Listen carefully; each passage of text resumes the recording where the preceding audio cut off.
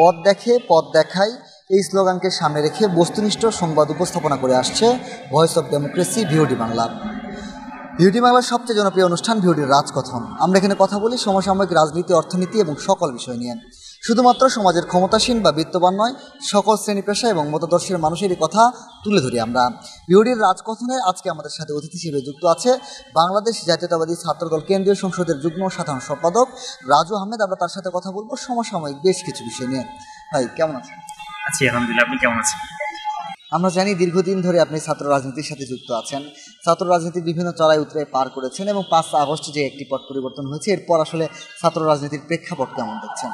আসলে বিগত 17 বছর ধরে শুধুমাত্র বিরোধী মতের কারণে, বিরোধী ছাত্র সংগঠনের রাজনীতি করার কারণে আমরা প্রত্যেকটি ক্যাম্পাসে, ঢাকা বিশ্ববিদ্যালয় থেকে শুরু করে সারা বাংলাদেশের যতগুলো ক্যাম্পাস আছে, ছাত্রদলের প্রতিটি নেতাকর্মী কম বেশি নির্যাতিত। আমরা যে পরিমাণ জুলুম এবং নির্যাতনের শিকার হয়েছি এটা আসলে অবর্ণনীয়। এই ঢাকা বিশ্ববিদ্যালয় ক্যাম্পাসে ছাত্র রাজনীতি করার কারণে আমি ঢাকা বিশ্ববিদ্যালয়ে 11-12 সেশনে ভর্তি হয়েছিলাম। আমাদের 12 সাল থেকে আমাদের ক্লাস শুরু হয়েছে। আমরা কখনোই শুধুমাত্র ছাত্র রাজনীতি করার কারণে আমরা হলে থাকতে পারিনি, হল থেকে আমাদেরকে বের করে দেওয়া হয়েছে। ক্যাম্পাসে অ্যাক্টিভ ছাত্র রাজনীতি করার কারণে এই ক্যাম্পাসে আমার উপরে 5 বার হামলা করা হয়েছে এবং 2015 সালের 8 ফেব্রুয়ারি বকশীবাজার থেকে আমাদেরকে ছাত্রলীগ ধরে মেরে পুলিশকে হাতে দিয়েছে এবং ওইখান থেকে পুলিশকে দিয়ে 50,000 টাকা ডিএমপি কমিশনার থেকে পুরস্কার নিয়েছে। আমরা 6 মাস 27 দিন দীর্ঘদিন জেলে ছিলাম। অসুস্থ অবস্থায় মেরে আহত করা হয়েছিল, চিকিৎসাও করা হয়নি, জামিন হয়নি, দীর্ঘ টানা 6 মাস 27 দিন জেলে ছিলাম। জেল থেকে বের হওয়ার পর 15 সালে বেরোলাম। তারপরে আবার ওই সময় জেলে যখন ছিলাম তখন আমার 7 সেমিস্টার চলতেছিল। আমি জেলখানায় 7 সেমিস্টার পরীক্ষা দিয়েছি, অনেক কষ্ট করে সব কিছু ম্যানেজ করে পরীক্ষা দিয়ে 7 সেমিস্টার জেলখানাতে। তারপরে তো জেল থেকে বের হলাম, 2টা ঈদ জেলে করেছি, পরিবার পরিজন থেকে বিচ্ছিন্ন হয়ে অসুস্থ অবস্থায় পরীক্ষা দিয়েছি জেলখানাতে, 2টা ঈদ জেলখানায় করেছি। তারপরে আপনার যখন আমরা জেল থেকে বেরিয়েছি আবার যখন রেগুলার মিছিল মিটিংয়ে যোগদান করেছি ঢাকা বিশ্ববিদ্যালয়ে, আমরা যখন 2022 সালে ঢাকা বিশ্ববিদ্যালয় ছাত্রদলের নতুন কমিটি হয় যখন আমরা ভিসিকে ফুলেল সংবর্ধনা দেওয়ার জন্য ঢাকা বিশ্ববিদ্যালয় ক্যাম্পাসে আসছিলাম, তখনও আমাদের উপর ভিসি আমাদেরকে তখন কল করছে যে ঠিক আছে তোমরা কম সংখ্যক ছাত্র নেতৃবৃন্দ নিয়ে তোমরা ক্যাম্পাসে আসো, আমার সাথে দেখা করে যাও। তো আমরা ঠিক সেই অনুযায়ী আমরা ক্যাম্পাসে এসেছি। আমরা নীলক্ষেত হয়ে আমরা ভিসির কার্যালয়ে আসতেছিলাম। একদম হলের সামনে আমাদের উপর ছাত্রলীগ হামলা করেছিল এবং ওই হামলাতে আমাদের অসংখ্য নেতাকর্মী, আমি নিজে ওই হামলায় আমাকে মাথা ফেটে গিয়েছিল এবং দীর্ঘ 7 দিন মানে আমরা হসপিটালে ভর্তি ছিলাম। আমি সহ আমাদের আরও অনেক সহকর্মী প্রায় 10-15 জন সবাইকে মারাত্মকভাবে আহত করা হয়েছিল। তখন তো এই হামলা শেষ হলো। আবার 2023 সালে রমজানের সময় যখন আমি ইফতার করে মাত্র ঢাকা মেডিকেল আউটডোরে আমরা বসেছিলাম, ছোটো ভাইয়েরা ছোটো বোনেরা ছিল, আড্ডা দিচ্ছিলাম, চা খাচ্ছিলাম। ইন দ্য মিন টাইম ছাত্রলীগের লোকজন বাইক শটান দিয়ে এসে আমাদের উপর হামলা ছিল। রমজান মাস, আমরা ইফতার করে মাত্র বসছি, মানবিকতার ন্যূনতম কোনো মানে লেশমাত্র ছিল না এই ছাত্রলীগের ভিতরে, যে রমজান মাস কোনো মিছিল নেই, কোনো মিটিং নেই, আমরা কোনো রাজনৈতিক কার্যক্রম পরিচালনা করতেছিলাম, আমরা কোনো নিষিদ্ধ সংগঠন নয়, আমরা ইফতার করে চা খাচ্ছিলাম, এই সময় আমাদের উপর হামলা করা হয়েছে। কতটা অমানবিক, কতটা পাশবিক, কতটা মানে অমানুষ হলে এই কাজগুলো করতে পারে। আমরা মুসলিম হিসেবে, তারাও মুসলিম, রমজান মাসে মানুষের উপর তারা হামলা করে রক্ত ঝরিয়েছে। এই ন্যাক্কারজনক কাজগুলো নেপথ্যে ছিল ছাত্রলীগ, যারা বাংলাদেশ থেকে বিতাড়িত হয়েছে এবং আওয়ামী লীগ বিতাড়িত হয়েছে। আমরা এরকম কাজ আমাদের উপরে বারবার করছে। আমরা আরও একবার ঢাকা বিশ্ববিদ্যালয় ক্যাম্পাসে ভর্তি পরীক্ষা চলতেছিল, আমরা কার্জন হলে ফুল দিচ্ছিলাম, তখনও ছাত্রলীগ আমাদের উপর হামলা করেছে। আমার পায়ের নখ উঠে গেছিল হামলা করে, আমাদের অনেকগুলো ছোটো ভাই মানে মারাত্মকভাবে আহত হয়েছিল। এরকম ক্যাম্পাসে 5-5 বার আমরা হামলার শিকার হয়েছি। 6 মাস 27 দিন জেল খেটে, দীর্ঘদিন জেল খেটেছি। তো এইরকম পরিবেশ ছিল আমাদের। শুধু এটা তো আমার গল্প বললাম, আমাদের ছাত্রদলের প্রত্যেকটি নেতা কর্মীর গল্প এমন। আপনি একজন কাজ শুনলে বলবেন যে তোমার উপর কেমন নির্যাতন হয়েছে, সে কিন্তু বলবে যে তার উপর কী অমানবিক, কী পাশবিক নির্যাতন হয়েছে। প্রত্যেকটি ছাত্র নেতার এমন এমন করুণ কাহিনী আপনি শুনতে পারবেন। তো সেই পরিস্থিতি, সেই প্রেক্ষাপটে কিন্তু অবসান হয়েছে। এখন আমরা ছাত্র রাজনীতিতে ঢাকা বিশ্ববিদ্যালয়ে আমরা ঢাকা বিশ্ববিদ্যালয় সহ প্রত্যেকটি ক্যাম্পাসে আমরা বিএনপির ভারপ্রাপ্ত চেয়ারম্যান জনাব তারেক রহমানের নির্দেশনায়, তিনি আমাদের সাংগঠনিক অভিভাবক, আমাদের ছাত্রদলের ছাত্র বিষয়ক সম্পাদক, ছাত্রদলের প্রেসিডেন্ট সেক্রেটারি, প্রত্যেকেই কিন্তু আমাদের এই অপসংস্কৃতি কুসংস্কার থেকে আমরা বেরিয়ে এসেছি। ছাত্রলীগের যে টেন্ডারবাজির রাজনীতি ছিল, যে হলের যে গেস্টরুমের যে কালচার টর্চারের রাজনীতি ছিল, বা যারা যে মানে হীন কাজগুলোর সাথে ছাত্রলীগ জড়িত ছিল, আমরা সেই রাজনীতি ক্যাম্পাসগুলোকে পরিচালনা করতে চাই।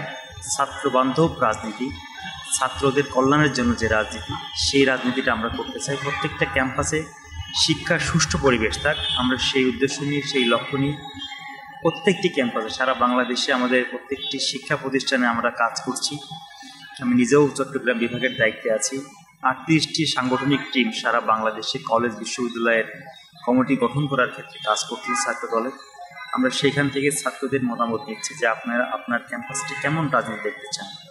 প্রত্যেকের ফিডব্যাকটাই এমন যে আমরা ছাত্রলীগের যে অপসংস্কৃতি ছিল বা কুসংস্কার ছিল বা যে বৈরী আচরণ করতো ছাত্রদের সাথে, সেই রাজনীতি থেকে আমরা বেরিয়ে এসে সুন্দর আগামী বাংলাদেশ বিনির্মাণ করার জন্য ছাত্র বান্ধব ক্যাম্পাস বিনির্মাণ করতে চাই। সেই উদ্দেশ্য নিয়ে আমরা কাজ করে যাচ্ছি এবং আমরা প্রচুর সাড়া পাচ্ছি সারা বাংলাদেশ থেকে। ছাত্রদলের একটা নব দিগন্তের উন্মোচন হয়েছে, ছাত্র রাজনীতির একটা নব দিগন্তের সূচনা হয়েছে। সেই সূচনা ছাত্রদলের হাত ধরেই হয়েছে। আমরা সেই শিক্ষা ঐক্য এবং প্রগতির পতাকাবাহী সংগঠন ছাত্রদলের যে শহীদ প্রেসিডেন্ট জিয়াউর রহমানের হাত ধরে যে সংগঠনটি প্রতিষ্ঠা হয়েছিল, সেই আদর্শ, সেই নৈতিকতায়, সেই দেশপ্রেমের সে উজ্জীবিত হয়ে আমরা সারা বাংলাদেশের শিক্ষা প্রতিষ্ঠানে কাজ করছি এবং আমরা দেশের জন্য, দেশের মানুষের জন্য, গণতন্ত্রের জন্য, মানবাধিকারের জন্য যা যা করা দরকার ছাত্র সংগঠন হিসেবে আমরা সারা বাংলাদেশে প্রত্যেকটি শিক্ষা প্রতিষ্ঠানে আমরা যাচ্ছি এবং আমরা আমাদের বক্তব্যকে স্পষ্ট করছি যে আমরা আগামী দিনে এমন বাংলাদেশ চাই, এমন ছাত্র রাজনীতি চাই, এমন ক্যাম্পাস চাই। তো আমরা সাড়া পাচ্ছি আলহামদুলিল্লাহ। সেই লক্ষ্য এবং উদ্দেশ্য নিয়ে আমাদের কাজ চলছে। আমরা শুনলাম আপনার নির্যাতিত জীবনের গল্প। অনেকেই বলে আসলে যে বিএনপি এবং ছাত্রদল 16 বছরে কিছুই করতে পারেনি, এই বিষয়ে আসলে কী বলবেন? আসলে যারা এই বক্তব্য দিচ্ছেন, আমরা মানে মানে মানে কী বলবো, এই যে গণতন্ত্র পুনরুদ্ধারের জন্য বিএনপির ছাত্রদল, যুবদল, স্বেচ্ছাসেবক দল, মহিলা দল, যতগুলো অঙ্গ এবং সহযোগী সংগঠন আছে, এদের কন্ট্রিবিউশনটা অনেক অনেক বলবো গণতন্ত্রের জন্য, মানুষের ভোটাধিকার ফিরিয়ে দেওয়ার জন্য আমরা যে সংগ্রাম গত 17 বছর যাবৎ করেছি। আমাদের মানে অনেক বড় বড় নেতাকর্মীদের তারা গুম করে ফেলেছে। আমাদের ছেলেদের সাংগঠনিক সম্পাদক ছিল, ছাত্রদলের সেক্রেটারি ছিল ইলিয়াস ভাইকে তারা গুম করেছে। আমাদের বিএনপির স্ট্যান্ডিং কমিটির মেম্বার সালাউদ্দিন আহমদকে তারা শিলংয়ে নিয়ে যেয়ে ফেলে দিয়েছে চোখ বেঁধে মুখ বেঁধে। আমাদের চৌধুরী আলম থেকে শুরু করে আমাদের কত অসংখ্য নেতাকর্মীকে তারা গুম করেছে। ক্রস ফায়ার দিয়ে অসংখ্য ছাত্র নেতাদেরকে গুলি করেছে, গুম করেছে, খুন করেছে। মানে পুলিশি অত্যাচারে মানে কারাগারে মৃত্যুবরণ করেছে আমাদের পুরান ঢাকার ঐতিহ্যবাহী মানে আমাদের ছাত্র দলের সেক্রেটারি আমাদের পিন্টু ভাই কিন্তু কারাগারে নির্যাতনে মারা গেছে। এরকম অসংখ্য নেতাকর্মীর ত্যাগকে আপনি একবারকে অস্বীকার করেন যে না, বিগত 17 বছর ধরে বিএনপি কিছুই করেনি। বিগত 17 বছর ধরে তো শুধুমাত্র বিএনপি রাজপথে সোচ্চার ছিল। শুধু কি বিএনপির রাজনীতির জন্য সোচ্চার ছিল? বিএনপি তো কথা বলেছে মানুষের ভোটের অধিকার নিয়ে, মানুষের মানবাধিকার নিয়ে। শুধু কি বিএনপির লোকজন গুম হয়েছে, আরও তো অন্যান্য অনেক সংগঠনের লোকজন গুম হয়েছে। অন্যান্য যারা অপর প্রতিপক্ষ রাজনৈতিক দলগুলো আছে বাংলাদেশে, তাদেরও তো অত্যাচার নির্যাতনের শিকার হয়েছে। বিএনপি তো সবার পক্ষেই কথা বলেছে, সবার সাথে নিয়েই কাজ করেছে। আমাদের বিএনপির ভারপ্রাপ্ত চেয়ারম্যান কিন্তু বারবার বক্তব্য দিচ্ছেন যে আমি বলছি না যে আপনি আমাকে ভোট দেন, আমি বলছি আপনার ভোট আপনি দেবেন, সেই ভোটের সুষ্ঠু পরিবেশটাকে আমাদের গড়ে দিতে পারি, সেই লক্ষ্যে আমার হাতকে আপনারা শক্তিশালী করুন।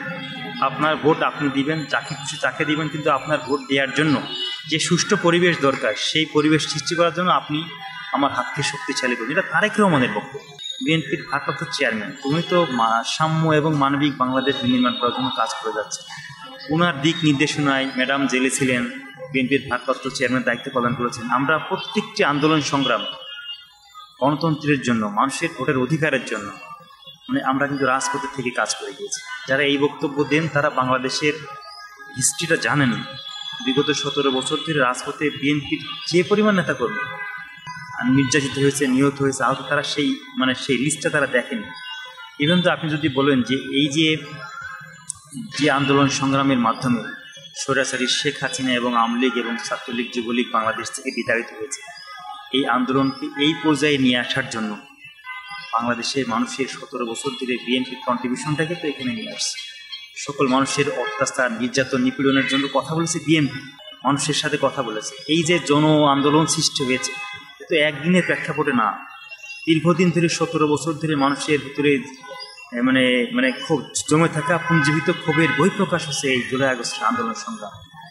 এই আন্দোলন সংগ্রামেও বিএনপির ভারপ্রাপ্ত চেয়ারম্যান উনি কিন্তু একদম প্রত্যেকের সাথেই কথা বলেছেন, প্রত্যেক অঙ্গ সংগঠন নেতাকর্মীদের সাথে, মহানগরীর নেতাকর্মীদের সাথে, সারা বাংলাদেশের থানায়, জেলায়, ওয়ার্ডে, ইউনিয়ন পর্যায়ে কিন্তু কথা বলেছেন যে আপনাকে এই যৌক্তিক আন্দোলনের সাথে থাকেন, আপনারা এই যৌক্তিক আন্দোলনটাকে সমর্থন দেন, আপনারা নিজের স্বশৈলে আন্দোলন থাকেন। আমরা সেই অনুযায়ী তার সাথে থেকেছি। আমরা যে ফেসবুকে বিপ্লব দেখেছি, আপনি হয়তো জানেন কিনা জানি না, যে আমরা ওই যে ফেসবুকে আমরা যে রেড করে দিলাম আমাদের সবার প্রোফাইল পিকচার, এটা তারেক রহমানের কনসেপ্ট। উনি বলেছেন যে এটা মানে আপনারা সবাইকে মানে রক্ত, কিন্তু তখন মানুষ মারা যাচ্ছে, বাংলাদেশ রক্তে মানে মানে প্রতিদিন মানে শত শত মানুষ মারা যাচ্ছে, এর প্রতিবাদে কিন্তু আমরা ফেসবুকে রেড কাভার করে দিয়েছি। এটা তারেক রহমানের কনসেপ্ট। তো আমাদের প্রত্যেকের তো এটা মানে জানা উচিত যে আমাদের কী কী কন্ট্রিবিউশন ছিল এই আন্দোলন সংগ্রামে। ছাত্র দলের একক সংগঠন হিসেবে 142 জন শহীদ হয়েছে রাজপথে, পুলিশ সম্মত হয়েছে। ছাত্র মানে প্রথম দিকে যারা শহীদ হয়েছেন, শহীদ ওয়াসিম, শহীদ মুগ্ধ, শহীদ আবু সাইদ, যে আইকনিক শহীদগুলো বলা হয়, যারা শহীদদের প্রতিনিধিত্ব করছে, এই শহীদদের ভিতরেও ছাত্রদলের একজন শহীদ আছে। সারা বাংলাদেশের সবচেয়ে একক সংগঠন হিসেবে আমাদের শহীদের সংখ্যা বেশি। তো যারা এই কথাগুলো বলেন তারা আসলে ইতিহাসটা জানেন না। আমরা তাদেরকে অনুরোধ করব যে আপনারা এই ইতিহাসগুলো পড়ে আসেন, দেখেন যে আমাদের রাজপথে কী অবদান ছিল, কী কন্ট্রিবিউশন ছিল। আমরা আপনাদের জন্যই কাজ করেছি, কোনো সংগঠন না, একক সংগঠন হিসেবে বিএনপি এবং তার অঙ্গ এবং সহযোগী সংগঠন আমরাই রাজপথে ছিলাম, আমরা কাজ করে গিয়েছি। আমি একটু অন্য প্রসঙ্গে যেতে চাই। আপনি জানেন যে অন্তর্বর্তীকালীন সরকার 9 মাসের মতো সময় ধরে বাংলাদেশ পরিচালনা করছে। সেক্ষেত্রে তারা কিন্তু একটি সংস্কারও চলমান রেখেছে। সংস্কার কার্যক্রম কতটুকু লক্ষ্য করছেন? এই যে জুলাই আগস্টের পরে যে ডক্টর ইউনূস সাহেবের নেতৃত্বে যে অন্তর্বর্তীকালীন সরকার গঠিত হয়েছে, যারা উপদেষ্টারা আছেন, তারা চেষ্টা করছেন কাজ করার। কিন্তু আমরা বলবো যে এখনও বাংলাদেশে যারা এই জুলাই আগস্ট হত্যাকাণ্ড চালিয়েছে, যারা এই 17 বছর ধরে মানুষের উপর নির্যাতন নিপীড়ন করেছে, প্রশাসনে তারা কিন্তু এখনও ঘাপটি মেরে বসে আছে, তাদেরকে কিন্তু অপসারণ করা হয়নি। যে বিচারকগুলো বিচার করতে গিয়ে শুধুমাত্র বিরোধী মতের হওয়ার কারণে মানুষকে জেল দিয়েছে, জুলুম করেছে, নির্যাতন করেছে, রিমান্ডে নিয়েছে, তাদের একজনের বিরুদ্ধে দেখলাম না যে 10টা বিচারকের বিচার হয়েছে, তারা ওএসডি হয়েছে। যে সচিবগুলো এই সরকারের যে শত অবৈধ কাজের তারা সহযোগী ছিল, তাদেরকে একজনকে বহিষ্কার করা হয়েছে।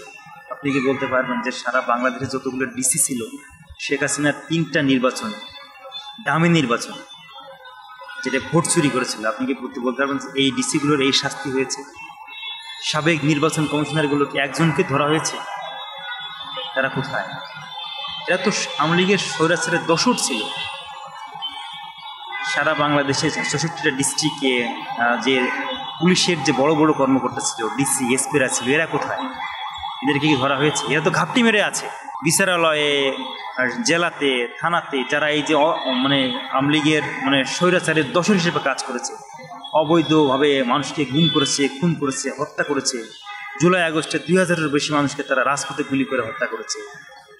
6000-এর বেশি মানুষ মনে হয় চোখ নাই, তাদের চোখ হারাইছে। 30,000-এর বেশি মানুষ পঙ্গুত্ব বরণ করেছে। আপনি কি বলবেন এইগুলোকে?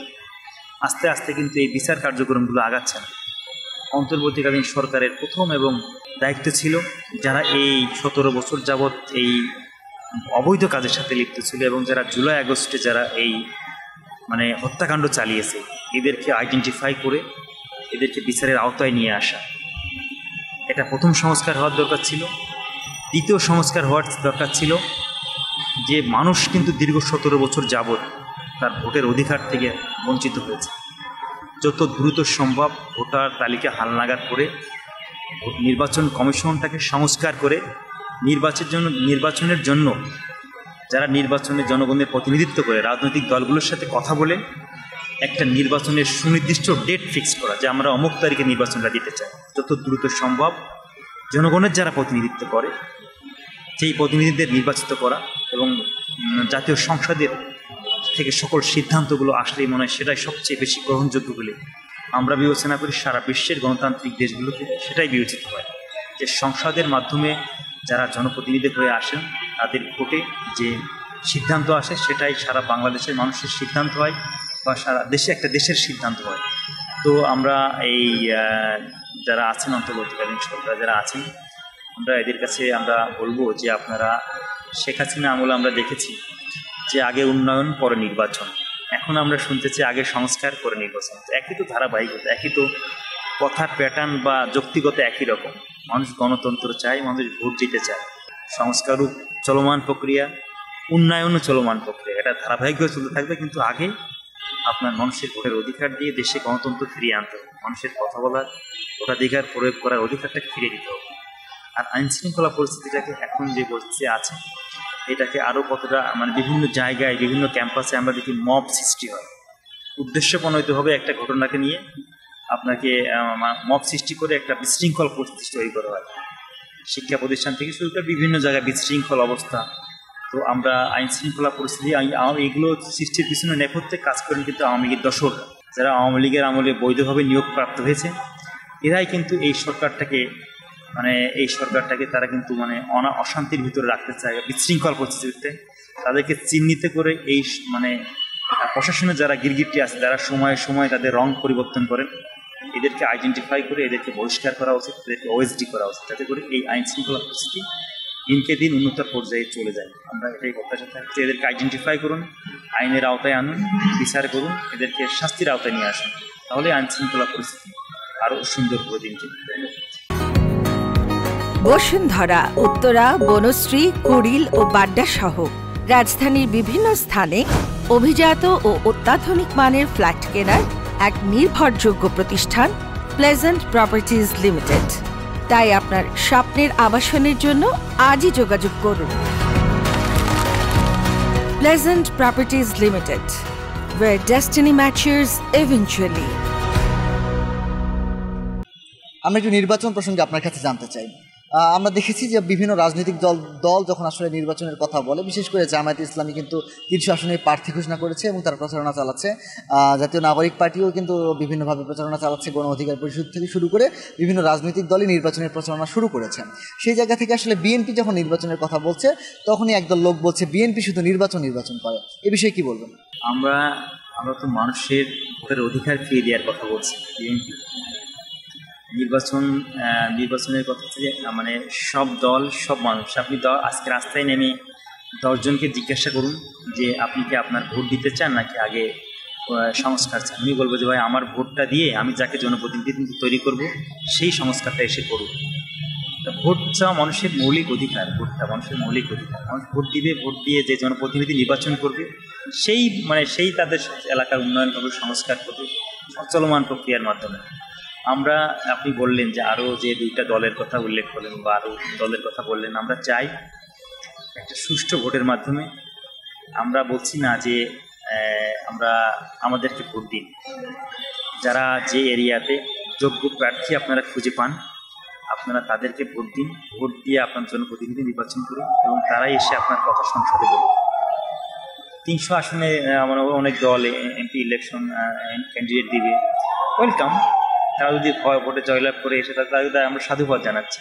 কিন্তু একটা প্রতিযোগিতার মাধ্যম দিয়ে, একটা নির্বাচনের মাধ্যম দিয়ে আপনারা আসেন, যতদিন ইচ্ছা আপনি বারবার যদি জনগণ আপনাকে নির্বাচিত করে আপনি ক্ষমতা চালান, সমস্যা নাই। তো যে ভোট চাইলেই যে সবাইকে বিএনপিকে বলছে যে তারা সংস্কার না আছে ভোটটা চাচ্ছে, আমরা তো সংস্কার করার জন্যই ভোট চাচ্ছি। বিএনপির ভারপ্রাপ্ত চেয়ারম্যান কিন্তু এই 5 আগস্টের আগেই কিন্তু উনি 31 দফা দিয়েছিলেন রাষ্ট্র সংস্কারের রাষ্ট্র সংস্কারের মেরামতের যে রূপরেখা দিয়েছিলেন 31 দফা।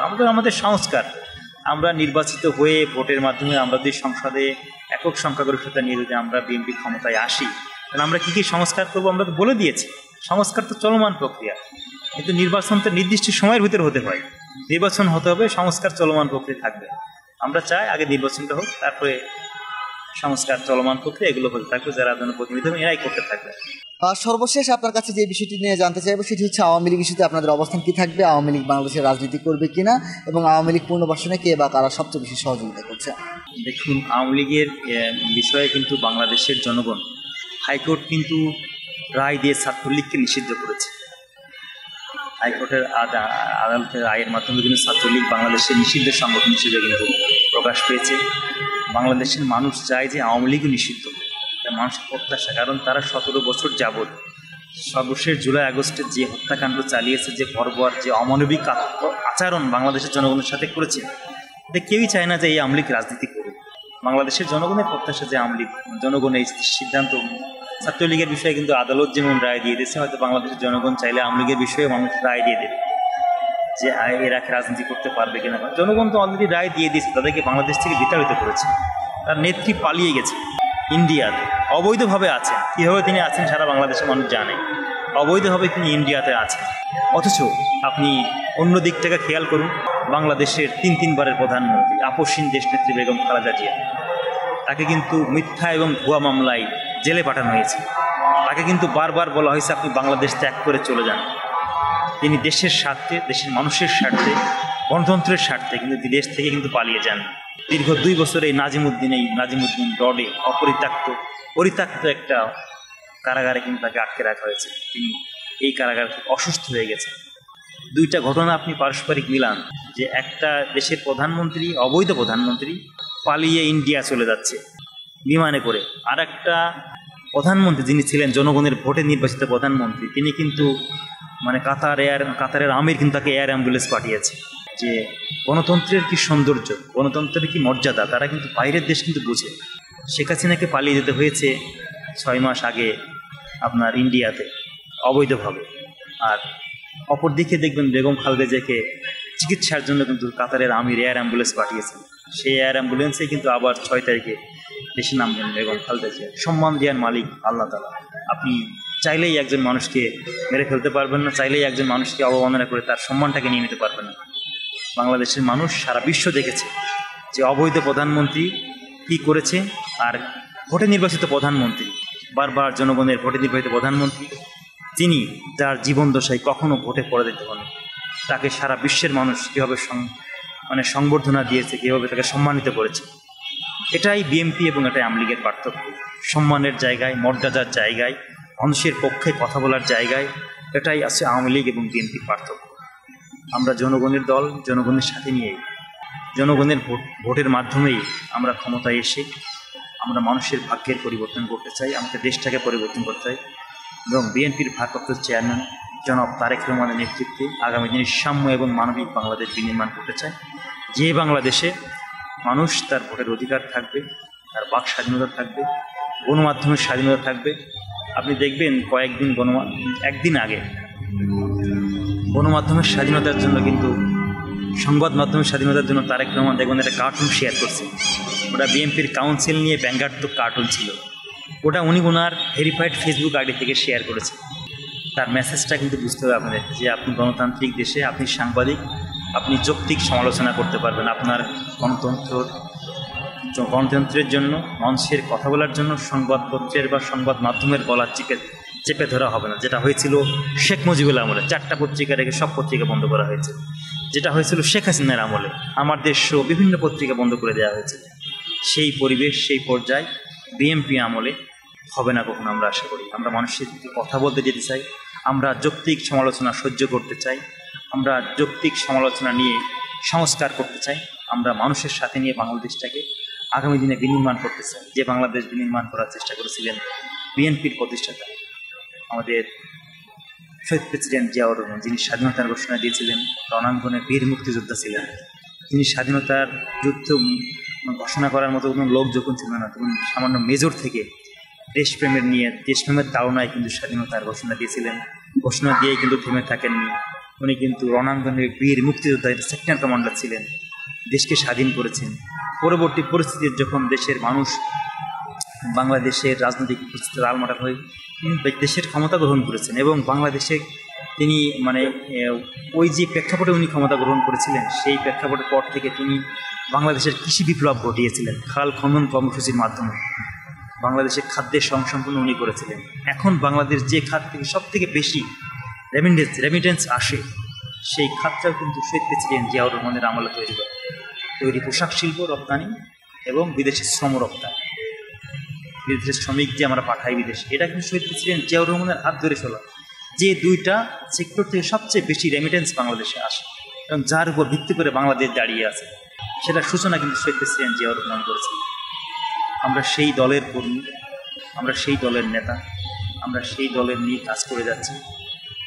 দেশনেত্রী বেগম খালেদা জিয়া বাংলাদেশে উনি গৃহিণী ছিলেন, শহীদ প্রেসিডেন্ট জিয়াউর রহমানের স্ত্রী ছিলেন। উনি কিন্তু রাজনীতি করতেন না, কিন্তু গণতন্ত্রের প্রশ্নে যখন রাজপথের শূন্যতা, রাজনৈতিক নেতৃত্বের শূন্য অবস্থান তৈরি হয়েছে, যখন দেশি বিদেশি ষড়যন্ত্র, যখন শহীদ প্রেসিডেন্ট জিয়াউর রহমানের চট্টগ্রামে হত্যাকাণ্ড স্বীকার করা হয়েছে, হত্যাকাণ্ড করেছে, ঠিক তখনই কিন্তু রাজনৈতিক শূন্যতা এসেছে। দেশের স্বার্থে, দেশের মানুষের গণতন্ত্রের স্বার্থে দেশনেত্রী বেগম খালেদা জিয়া কিন্তু স্বৈরাচারী এরশাদ বিরোধী আন্দোলনে রাজপথে ছিলেন। রাজপথে থেকে স্বৈরাচারী এরশাদকে হটিয়ে উনি কিন্তু ক্ষমতায় এসেছিলেন। তারপরে এই যে পরিস্থিতিতে আবার যে জুলুম নির্যাতন চলল বাংলাদেশ শুধু না, পৃথিবীর বিশ্বে এমন লোকের সংখ্যা বিরল, যার বাবা ছিল প্রেসিডেন্ট, মা ছিল প্রধানমন্ত্রী, জনগণের ভোটে তাদেরই সুযোগ্য সন্তান বিএনপির ভারপ্রাপ্ত চেয়ারম্যান তারেক রহমান। আমাদের সেই আদর্শ, সেই নৈতিকতা, সেই দেশপ্রেম নিয়ে আমরা মনে করি যে ওনার শাসনামলটা হবে স্বর্ণাক্ষরে লেখা থাকবে। বাংলাদেশে যে ভোট হবে আগামী দিনে, যে ভোটে উনি প্রধানমন্ত্রী হবেন, আর উনার যে ভিশন এবং যে মিশন উনি যদি সাকসেসফুল করতে পারেন, তাহলে উনার আমলের বাংলাদেশ অনেক অনেক এগিয়ে যাবে আশা করতেছেন। উনি যে বাংলাদেশ বিনির্মাণ করতে চান, সেই বাংলাদেশের বিনির্মাণে তার সারথি হিসাবে আমরা রাজপথে থেকে তার সিদ্ধান্তকে বাস্তবায়ন করতে চাই, কাজ করে দিতে চাই। এটাই আমাদের প্রত্যাশা। এবং আগামী বাংলাদেশ হবে সাম্য এবং মানবিক বাংলাদেশ, যে বাংলাদেশে মানুষ স্বাধীনভাবে তার একজন রাষ্ট্রের যে নাগরিকের যে অধিকার থাকে, রাষ্ট্রের নাগরিক তার সেই অধিকার ভোগ করতে পারবে। তার সেই অধিকার প্রতিষ্ঠা করার জন্য বিএনপির ভারপ্রাপ্ত চেয়ারম্যান তারেক রহমান কাজ করে যাচ্ছেন। আমরা তার সাথে আছি। বাংলাদেশ জিন্দাবাদ, বাংলাদেশ জাতীয়তাবাদী ছাত্রদল জিন্দাবাদ, তারুণ্যের অহংকার তারেক রহমান জিন্দাবাদ। ধন্যবাদ আপনাকে ভিওডি বাংলার সাথে সময় দেওয়ার জন্য। দর্শক, আপনাদেরকেও ধন্যবাদ জানাচ্ছি ভিওডি বাংলার জনপ্রিয় অনুষ্ঠান ভিওডির রাজকথনের সাথে থাকার জন্য। দেখা হবে পরবর্তী কোনো আরেকটি পর্বতে। ততক্ষণ পর্যন্ত ভালো থাকবেন, সুস্থ থাকবেন।